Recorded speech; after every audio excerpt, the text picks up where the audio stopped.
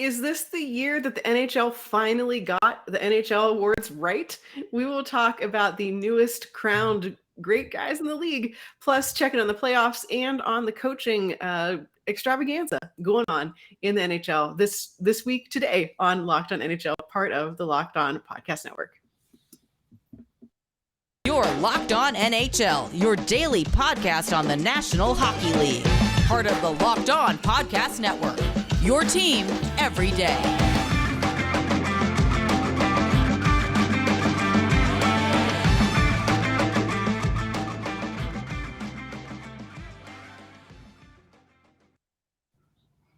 All right. Hello, podcast friends, listeners, etc., newcomers, countrymen. Lend me your podcast ears. You're listening to Locked On NHL, part of the Locked On Podcast Network. My name's Sarah, host of Locked On Kings, one half of your Western Conference Wednesday team here at Locked On NHL, joined as always by host of Locked On Flames. We've got Jess over there ready to talk about the NHL. So thank you so much for listening to today's show or watching it on the YouTubes and for making this your first listen of the, afternoon, I guess, since that's how time works. But glad that you're here today. We've got cool stuff to talk about. I hope it's cool, at least. First, we're going to look at the latest coaching hiring in our neck of the woods, at least in Dallas. We've got Pete DeBoer joining the Dallas Stars. We've got the Florida Panthers doing some other wacky stuff, but that's for Eastern Conference, whatever their day of the week is to dissect. But we're going to take a little look at what's going on in the coaching world. We're also going to look at the NHL awards, which were the big ones were handed out, I believe, last night. So we have some winners and some losers to talk about. And of course, check in on the Avalanche and the Lightning, as that series is still going exactly as high octane as we all thought it would. But let's check in with Dallas first. Actually, this isn't Eastern Conference, whatever, but I feel like you have to mention it. Yeah. What are the Florida Panthers doing? They are overreacting because, we talk about how you don't just get to the Stanley Cup final after, a successful regular season and, kind of has to come in increments. And, that big picture of success includes chunks of failure and being eliminated by back-to-back Stanley Cup champions. I don't think that's a failure. No. Literally, what are you going to do? Yeah. But of all people, yeah. It's a choice. Paul Maurice, seems like a nice guy. Seems like, he has his head on his shoulders, whatever. The whole reason he stepped away from Winnipeg was he was like, listen, my heart's just not in it, basically. Which is very mature to recognize. Mature. He's a real grown adult, but it's a lot of people don't recognize that, and a lot of people just are like, well, I'm making a ton of money, I'm coaching a hockey team, this is great. But if you're not, if you know you're not giving your best to your team, it's a rare choice, but he made it, whatever. But Paul Maurice is not who I look at and think, this guy's gonna take the Panthers to the next level. I get maybe Florida had some hesitance because maybe they're like, oh, this is just a weird season. Was the success because of Andrew Brunette? Who knows? I saw that they offered him a different job, but if I were him, I would not take it, which could mean that Andrew Brunette is now going to be out there for all these teams who are still looking for coaches. And there's plenty of those. Right. So. Which is great. good for him, I guess, if he's going to turn this into something better. But we have Dallas making some similarly uninspired choices, I guess, by hiring Pete DeBoer, of all people. Just to go back to Florida for 2 seconds, I don't get why you would hire someone who I would consider a liability. Mm-hmm. He checked out, which is fine. Obviously, you got to do what you got to do and, move on. But, wouldn't you just kind of be like, thanks, but no thanks? Right. I'd want to probe that a whole lot to be it's like the hockey equivalent of if you're someone who's had 6 different jobs in the past year, and then you go sit for a job interview and someone's like, so can you tell me what was going on? Yeah. And like sometimes it's for legit reasons, and then sometimes it's like, I don't know, they wanted me to wear this shirt and I didn't want to wear it, so I left. Like, right. Like, all right, thank you very much. We won't be contacting you again. Thank you, next. Literally. Yeah. But what is Dallas doing? I don't understand, because Pete DeBoer has not exactly had a run at success recently. No. I don't know. I feel like he's been a pretty embarrassing coach, but maybe It's been very like he basically starts out hot and then yeah. things kind of like nosedive from there. And then he generally lasts around like 3 or 4 years in each of his stops. So he spent 3 years in Florida with the Panthers, missed the playoffs all 3 years. You can't blame him for that. Like Florida has just been like the fact that they're really good now is like delightful, but they were really bad for a real long time. Missed the playoffs. He was with the Devils for a little over 3 years. First year took them to the Stanley Cup final. They lost to the Kings. Next 2 years missed the playoffs and then was fired the year after that. He went to San Jose, where at least he made the playoffs for most of the years.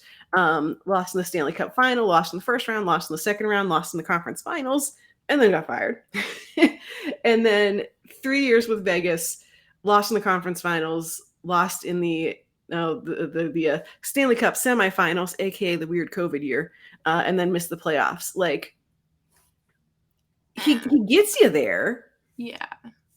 but He doesn't exactly, like, he falls off. yeah. And I feel like, I mean, like Sharks fans, I feel like have like the most. I mean, like Vegas is Vegas. I feel like you could kind of put like a potato in front of Vegas and coach them to some level of success. Yeah. This year it's easy to like rip on Pete DeBoer, but I mean, the whole team was hurt. Like, Yeah. when Mark Stone's hurt, when you have weird goalie controversy, like there's not much Pete DeBoer could have done there.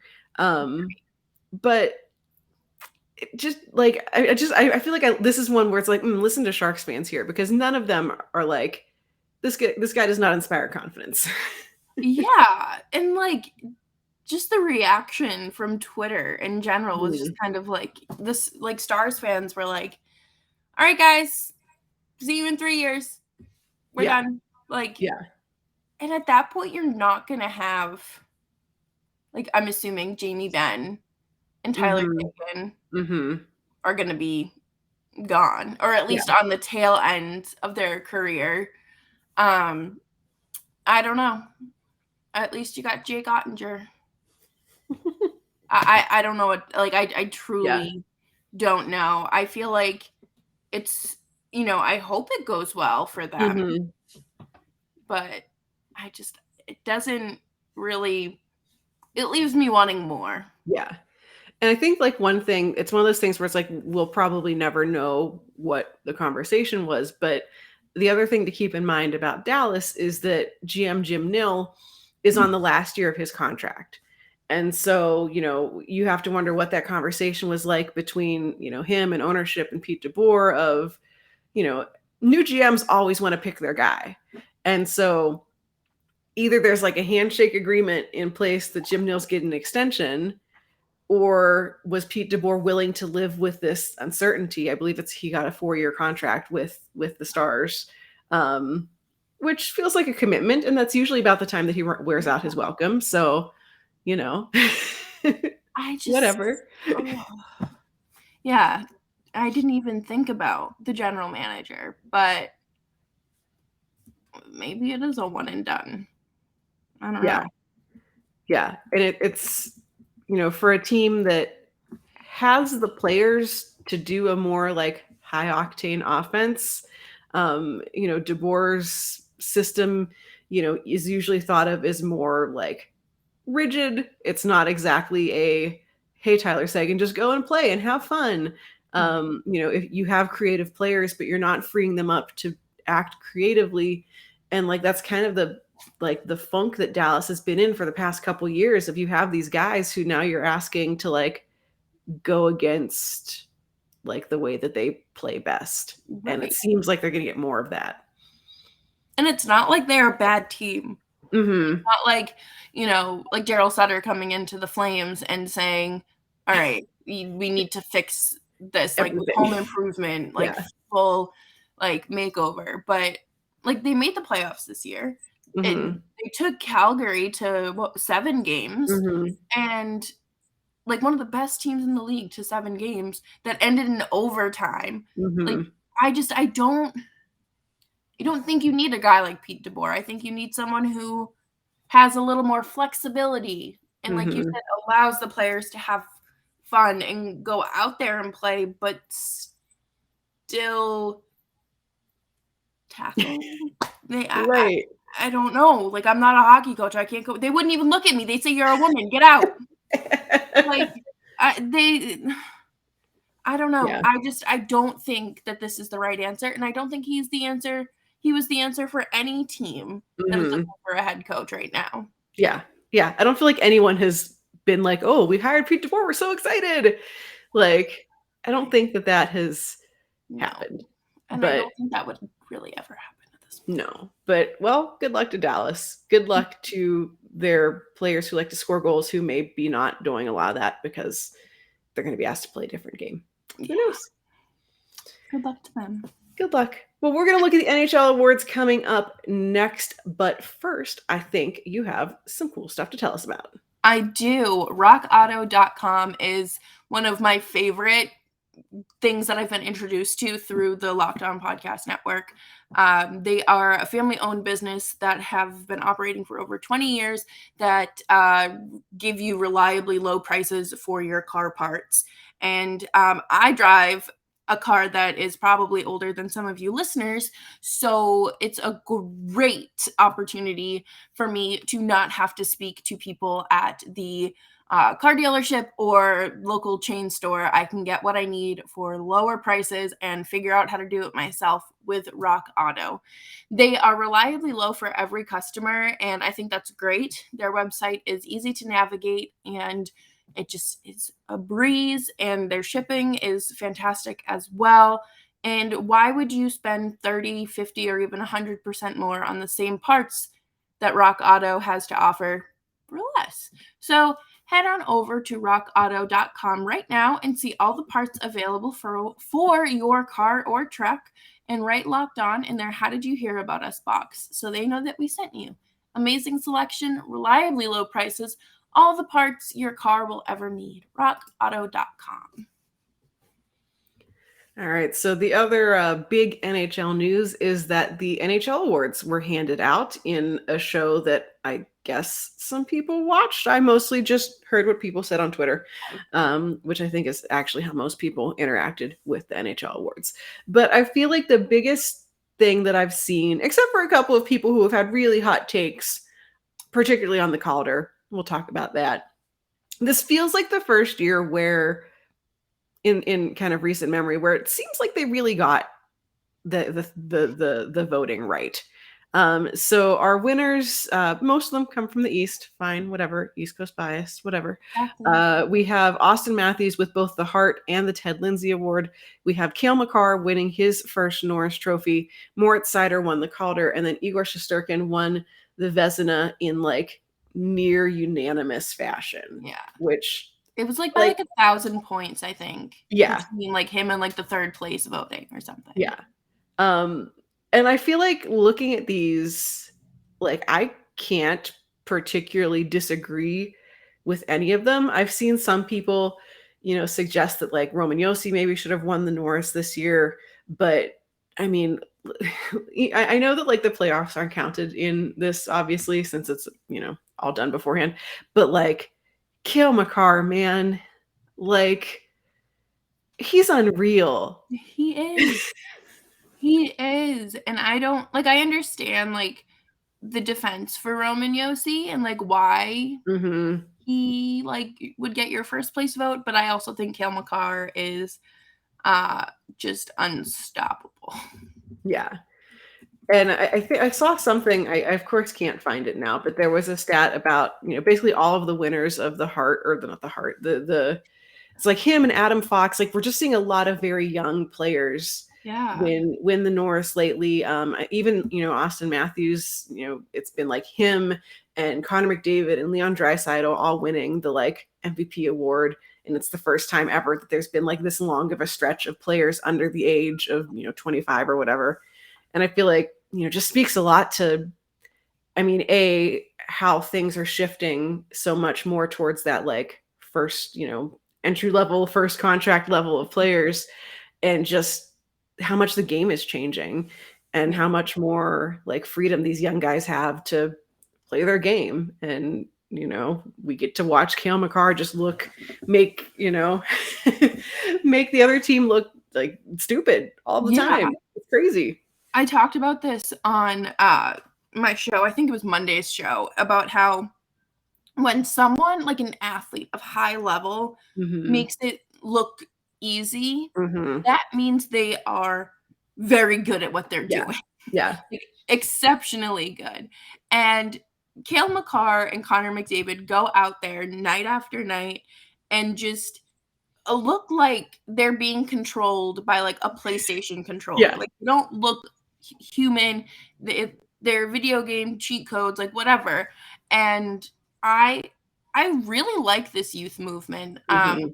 Number one, because it gets like Victor Hedman out of the talk, because I'm sorry, but the fact that he received a nomination, I think it was last year, over Charlie McAvoy was absolutely insane to me. Charlie McAvoy finished fourth or fifth this year for Norris. So Norris voting. So thank you, everyone. But I think that it's important to kind of notice this shift and really how much the game is changing. And, especially when you're looking at your team to sign people, like, do you want someone who is so set in their ways as like an older player, or do you want like this young, like 25, 26-year-old guy who can keep up with, I don't think anybody can keep up with Cale Makar, but no, it's ridiculous. Yeah, but just keep up with the youngsters out there.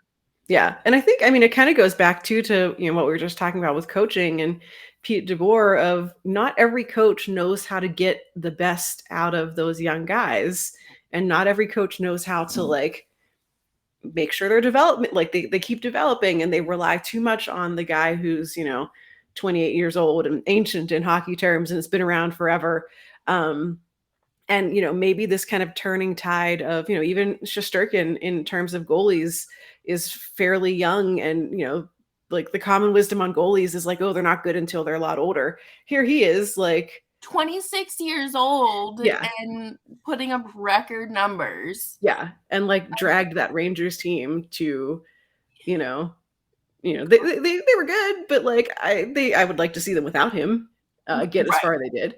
But put their backup in there. Who is it? Georgiev. Oh yeah. Who's also like Angelo. Yes. If that's the only thing anyone ever remembers him for, like that's awesome. Yeah. I hope that's my legacy, like, right? For him. Yeah. But like, we have all these young guys who are, I feel like I don't watch, obviously since I cover a Pacific Division team, and I don't watch a ton of like the Rangers, for example. So like at one point, the Kings and the Rangers played, and I asked John Chick, the host of Locked On Rangers, I'm like, listen, I don't see a ton of Adam Fox. Like, tell me why he is so great. And yeah, he's so great. Like, you watch those playoff series with him, you watch him in the regular season, and you're like, yeah, okay, this kid deserved it. Right. And the same with Cale Makar, who I unfortunately have to see like 8 million times a year. At least it's not both of them. Yeah, right. That would be pretty bad. No, thank you. Colorado has too many nice things already. Yeah. I remember during like the regular season, like their whole like top six was basically injured or something ridiculous. And we were like, yeah, no, they're still a good team without like Landeskog and everything. Yeah. They've had to play their backup goalie in the playoffs and they've been fine. Yeah. It's fine. It's crazy. They're out, like Nazem Kadri's out, and he, for all of the Nazem Kadri-ish issues that occasionally come along with him, he's out and has been fantastic for them in the regular season, in the playoffs, and they're chugging along just fine. Yeah. It's ridiculous. I don't get it. How do they do it?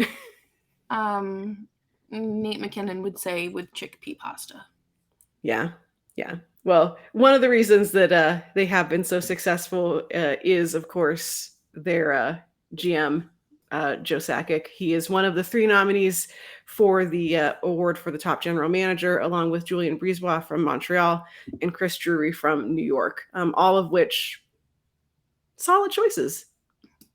That one gets announced during the draft, so we won't have a winner for that for a little bit. But how has Colorado done it?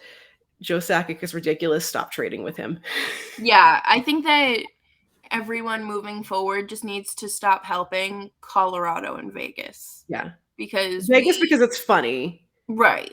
Colorado because they're good. Yeah. I think that we have to find a new trade partner for the league. Yeah, because we're done. We're done tolerating it. They can stop having nice things. Right. But we're going to look at a little more about Colorado and, of course, the Lightning coming up next as we check in on where we are at with the Stanley Cup Final.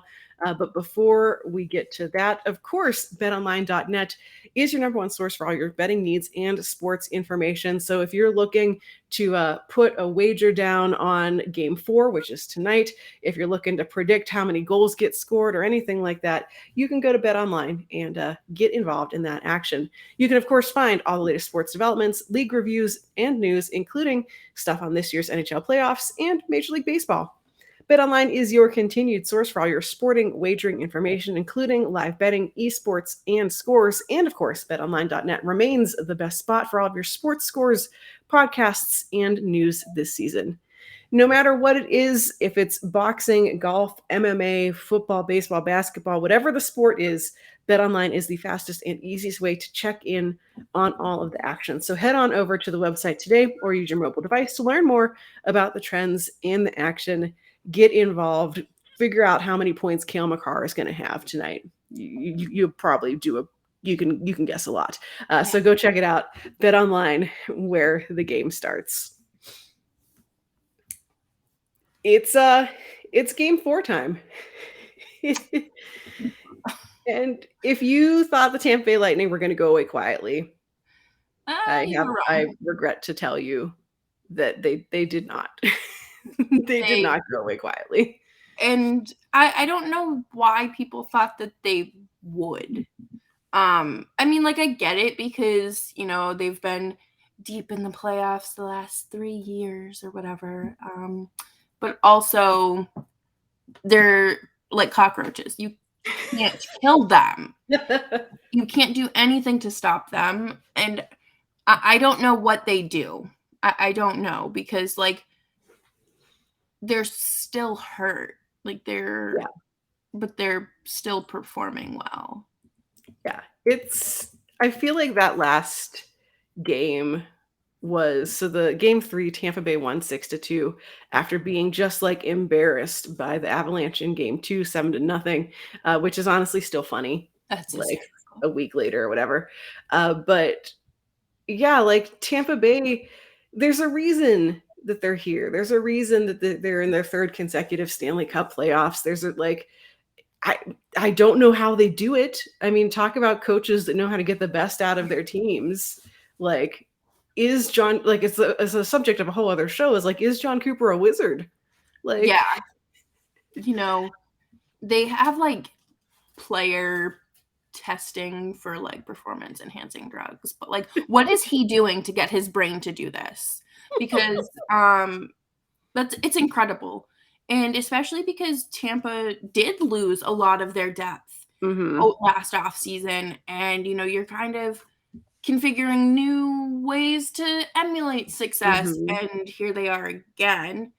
Do I find it concerning that they went down 0-2 to last back-to-back series? Yes, but did I know that they were going to put up a fight? Yes. Yeah. They're one of those teams that they're relentless. Vasilevsky has looked not like himself Mhm. in, I would say, the last 2 rounds, but I'm sure he's tired. Like, I'm not entirely sure how you try to justify. Yeah. I don't know. They're Yeah. just really good. Yeah. And because I mean, they lost, I think it was like their whole fourth line. They lost in the off season. They all went other places. Yeah. And I always think back to when they played Chicago in 2015 for the Stanley Cup and they lost, and everyone was like, then of course things went a little sideways for the Lightning for a couple of seasons, and Steven Stamkos was hurt a lot and like whatever. But the kind of wisdom was that like this was a team that like they knew how to win, but they didn't know how to lose, and they didn't know how to like deal with that adversity. I think they figured that out. I think Yeah. I think they've got that under control now.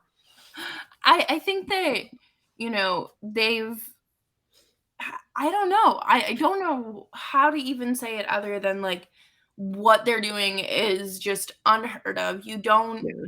really hear about teams going like 3 in a row Mhm. often in Mhm. hockey. So when it does happen, you're just kind of like, oh, Yeah, like, oh, that wow, happened.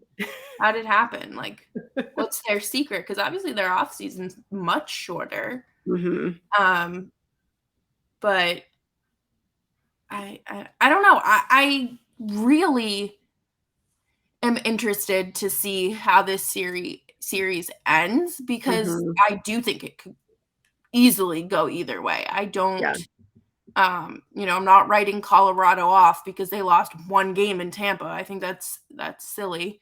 But I'm also not writing the Lightning off because they lost back-to-back games. Right. Yeah. I think, I still lean towards the Lightning in this one. I think it is gonna Mhm. take, 6, 7 games. I don't this isn't a, you're done quick series. Yeah. But I think for Colorado, like it's gonna come down to their goaltending. Darcy Kemper like is and is not injured. Of course they're like still being sketchy, like he's playing obviously, but is Yeah. he totally healthy? I mean, probably No. not. Pavel Francouz, their backup, has been fine, but you know You I can't play a backup right, at this like point in the playoffs. If yeah, you like lose if you have something that's gone really wrong, which it has, and I think that they, obviously, Jared Bednar being sketchy about who he's going to start, trying to play the like mind games, whatever. But everyone seems to think that it's Kemper again. But if they do have to rely on their backup, yes, Colorado can outscore their problems, but Tampa Bay can outscore them outscoring their problems. Right. And I I honestly didn't watch much of game 3 because I wasn't having fun watching it score. Like, and same thing with game 2. I mean, like I watched it. I was flipping back and forth between that and a baseball game, but like Mhm. I was it's not fun when you're just Yeah. getting blown out like Yeah. that. And I think that this is the first time in a long time where the Stanley Cup truly has been Mhm. like the most talented teams. Mhm. And to watch it go this way is just like, Right. all right, thanks Yeah. guys. But I Yeah. also just saw that Kadri was on the ice for morning skate. Could that be more mind games? I don't know. I mean, at this point, probably yes. Like, I feel like they're just each playing each other. Yeah. Um, I do think I saw somewhere that like this has been the like highest rated Stanley Cup final in terms of like TV watching in like years, which I'd buy that. They even despite the blowout, like these still have been like the blowout was interesting to watch just because you're like, what has gone wrong? But they've been good games. It's just like Tampa's just unbelievable. Like years from now, someone is going to write a book about this like era of the Tampa Bay Yeah. Lightning, and I can't wait to see the like behind closed doors things that come out because how are they doing it? I know. Like, do they charge themselves like Teslas at night on top of sleeping? Because Probably. I don't understand. And I understand, you have to be in like your fittest form to be a professional athlete. But there's absolutely no way you're doing this 3 years in a row without some sort of enhancement. And now I'm not accusing them of using drugs. But we are accusing them of being robots. Yes, I'm accusing them of using some sort of new technology and science that cannot be detected and that is not in the CBA, but will be in the next one because of Tampa. We've got nanobots. Here's your conspiracy theory. Locked on NHL says Tampa has like tiny robots in their blood. Yeah, they're like, I don't understand, because it's exhausting playing this deep into the season and they're still doing it and playing well. If they don't look tired. No, they like don't. Sometimes you see that in like you get to the finals and you know the team's gonna lose because they just look done. Right, they look Like they had gassed. given it all and they had like 2 more games in them and that's it. They don't look tired. They don't. It's unbelievable. No, they look like fresh. Okay, let's go. Ridiculous. Time to win. I don't know how they do it. It's but I feel like this series has been everything I wanted out of it in terms of chaos and lots of goals, and everyone hates each other, which is, I mean, every time I blinked, Corey Perry was like, hit like. I feel like both him and Pat Maroon scored in the last game, and I was like, listen, if you allow both of those guys to score, like you just lose. You just lose the game. I think that you just like lose the whole round. Pat Maroon, I'm tired of you. And Corey Perry, we just need more Wakashim music for you. That's I don't know. Well, we still have at least 2 to 4. I can't do math, but we still have several more games for that to happen. So fingers crossed. Yeah, I hope no one gets hurt, but also I would like more. Yeah, I need more meme material. Yeah. He just gets real mad and yells at someone, and they decide they've had enough. Just all right. Goodbye. Yeah. I think that'd be great. Me too. Well, next Wednesday, we should know, I believe, who is our new Stanley Cup champion. I think, if I know how. I think so. Yeah. Game 7. These 2 days off again. Yeah, Game 7 is scheduled for the 28th, so Tuesday night. So look at that. So we will allegedly have a unless it goes into like 5 overtimes or something, in which case no, neither of us are staying up that late. But next week we'll be able to talk Stanley Cup champions. We'll be able to look at the aftermath of this whole season, and I'm excited to be able to do that with all of you here on Locked on NHL. In the meantime, before we get to there, Jess, where can folks find you and your show online? Yeah. So you can find me on Twitter at Jess Belmosto. Please don't send me death threats for calling your favorite team robots or cockroaches. You can find the show on Twitter at LO_FlamesPod. And you can find Locked On Flames wherever you listen to this show, including on YouTube at Locked On Flames. And you can find me on Twitter at Write Said Sarah. It's WRITE said Sarah with an H.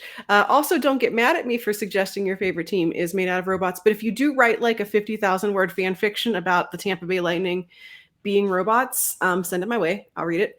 But otherwise, that's all. You can find Locked on Kings wherever you get your podcasts and also on YouTube. Locked on NHL is available same where you get your podcasts, on your favorite podcast app of choice, on your favorite YouTube app of choice, and wherever you happen to listen to things for podcast reasons. So thank you for listening. Thank you for subscribing to the show, telling your friends all about it. We've got cool content every day here on Locked on NHL as we talk about the latest and greatest in our favorite hockey league. That is it for today. Until next time, this has been Locked on NHL, part of the Locked on Podcast Network, your team every day.